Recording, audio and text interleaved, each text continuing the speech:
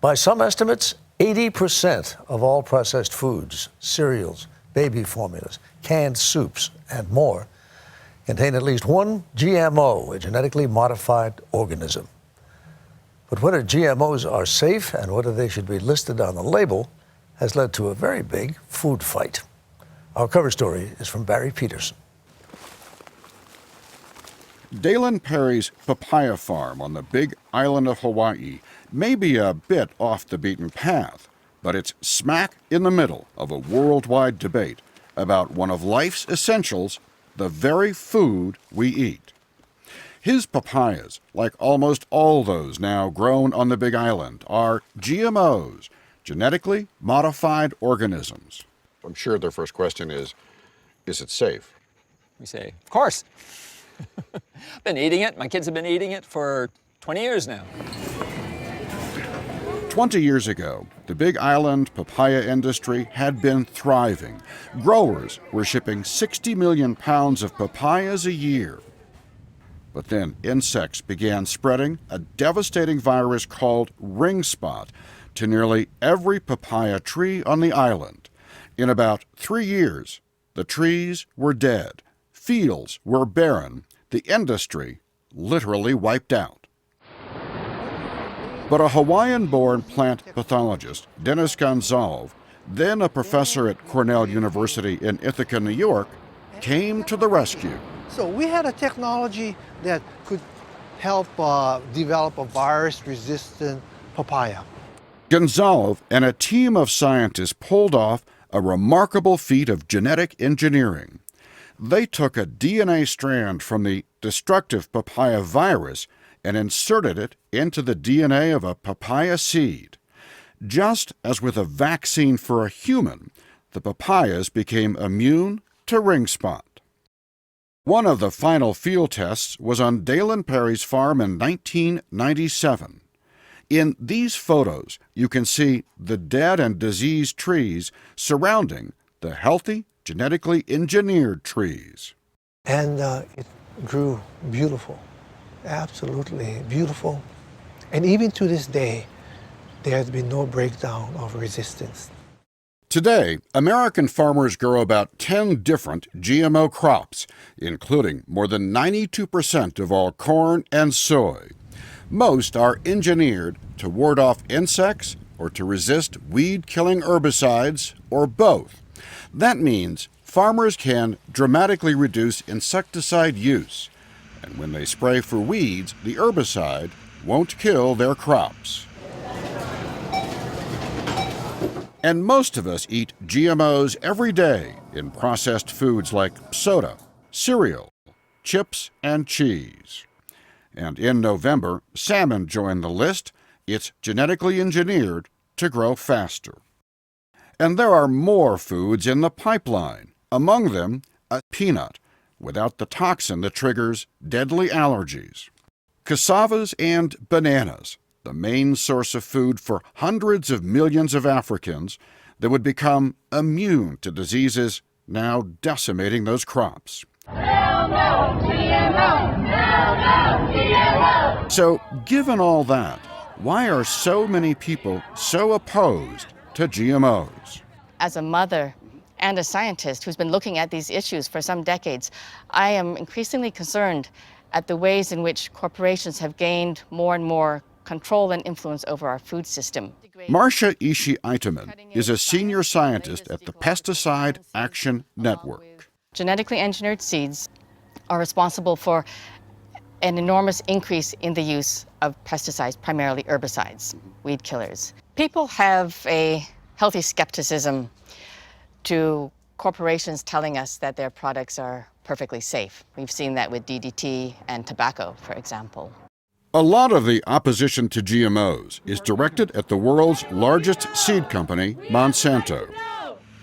Ishii-Itaman says she is troubled that when farmers buy herbicide-resistant GMO seeds from Monsanto, they are locked into using large quantities of Monsanto-produced herbicide as well. And there's something else. Farmers who buy Monsanto's patented GMO seeds must sign an agreement promising that they will use them for only one harvest or be sued. Farmers have done this since the beginning of farming. They raise their crops and they save their seeds and they plant them the next year. So why push farmers not to replant seeds that are patented by Monsanto from this year to next year? We spend $1.5 billion a year on research and development, and there needs to be some way of seeing a return on that. Hugh Grant is the CEO of Monsanto. He says if farmers want to take their business elsewhere, they have plenty of options. The grower has very little loyalty. They're looking for the best possible seed that produces the best possible crop. But those crops are getting harder to sell, as consumers say they don't want GMOs in their food. I want to say no to GMO and yes to healthy foods. We have no idea what potential health complications arise out of eating diets that are rich in GMOs. And some companies are reacting. Chipotle, Hershey, and Whole Foods have or will soon either ban or require the labeling of all GMOs. The big question is all this fear justified? Researchers are only just beginning to investigate the myriad of potential adverse health effects Like what? from GMOs. The issue is that we don't have the long-term independent studies to be able to answer these questions fully. And this is the Great Divide. Polls show 57% of Americans think GMOs are unsafe to eat. But consider this, 88% of scientists say GMOs are safe. And prestigious scientific organizations, among them the American Medical Association, the World Health Organization, and the National Academy of Sciences, all say hundreds of peer-reviewed studies confirm GMOs pose no danger to health.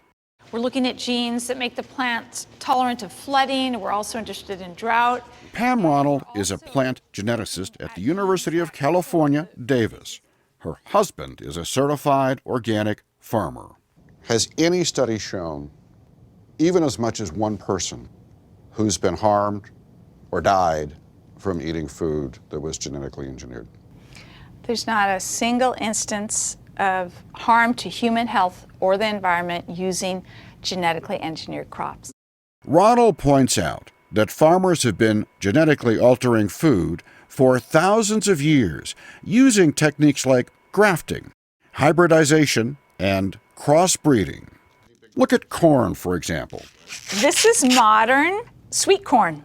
This is the ancient ancestor of modern corn. This corn produces 100-fold more grain than the ancient ancestor, which is not used anymore. Well, nothing we eat has been engineered by nature. Everything we eat has been genetically altered using human intervention. Still, the vast majority of Americans say GMOs are different and should be clearly labeled. Since the foods are not labeled, we have no way to really ascertain what are the kinds of impacts that people are having who are consuming GMOs and those who are not. Americans have a right to know what's in our food and a right to know how it's been grown. And Ishi Eiteman has an unlikely ally, the CEO of Monsanto. We've been for voluntary labeling for quite some time. I'm surprised because I would think that if there's one company that didn't want people that have GMO on a label when they walk through a grocery store, it would be Monsanto. If we're going to be transparent with this, we should really open it up. To me, that makes sense. What no one disputes is this. The controversy over GMOs is creating an ever-lengthening approval process in countries around the world. Take vitamin-enriched golden rice, which could help 250 million children who have a sometimes fatal vitamin A deficiency.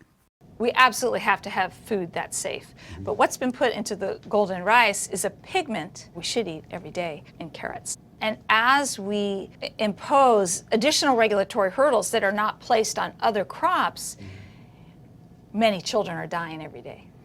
Faced with increasing anti-GMO public opinion, the push to ban them is accelerating in rich countries where there is so much food that obesity is a major health issue. Yet, their biggest impact could one day be in the increasingly hungry Third World.